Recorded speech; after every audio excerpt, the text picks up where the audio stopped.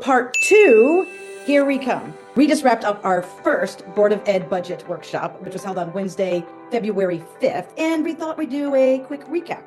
So this is going to be a part two series, and today I am with Marjorie Bonadies and Victoria Lanza, and the next video will be with our very own Judy Bannon. So stay tuned for that. Would you ladies like to introduce yourself, please? Hi, I'm Victoria Lanza. I am a current member on the North Branford Board of Education, and I am serving my second term. And I'm Marjorie Bonadies. I am the chair of the Board of Ed, and this is my first term. I'm so glad you guys are here today. I really appreciate your support, and I love that we're doing our best to try to get as much information as we can out to our town and our taxpayers. As you know, we all discussed quite a bit of things in our meeting on Wednesday, but what kept coming up as a bigger concern was pre-K. So I thought maybe, since it's coming up, maybe we chat about it. So Victoria, I mean, I'd love to hear your intake on this. Sure.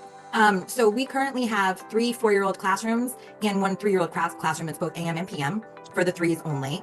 And they are right now decently funded with a $150,000 grant from the Smart Start program, which is a Connecticut-based grant. It provides funding to establish or expand pre-K programs inside of public schools.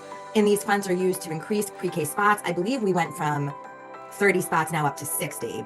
And these funds are used to help support operational costs at a max of $75,000 per classroom. And we currently now receive 2 Smart Start grants for a total of $150,000.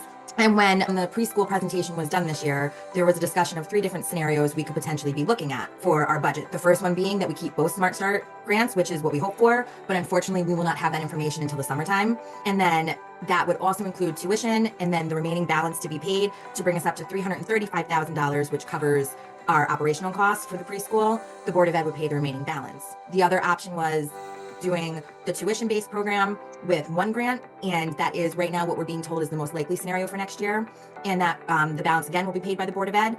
And then the third scenario would be just tuition-based only, no grants, and the Board of Ed covering the remaining balance.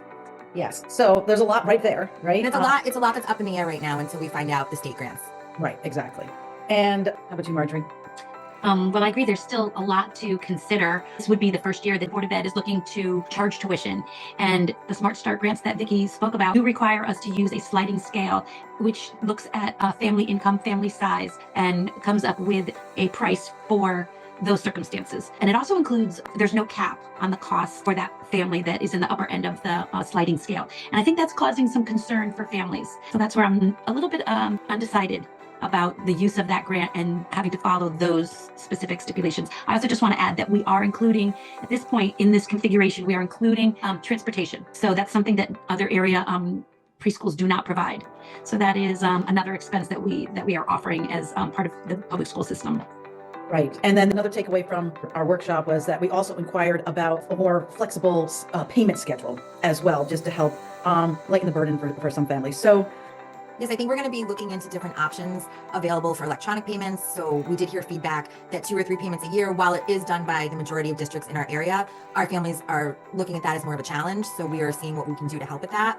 And piggybacking off of other districts, most do have a cap on their sliding scale, but I don't know if they all have the Smart Start grants. So that is something that we're looking into as well, if there is some wiggle room in capping and having a max for what families would pay. Right.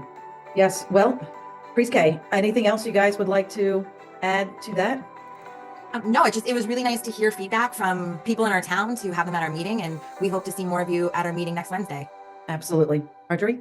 Yes, there's really a lot to think about when we configure this budget.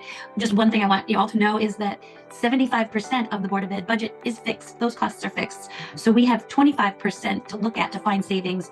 We really do want to give the best possible education to our learners in town, and also keep life affordable here in North Branford. Absolutely.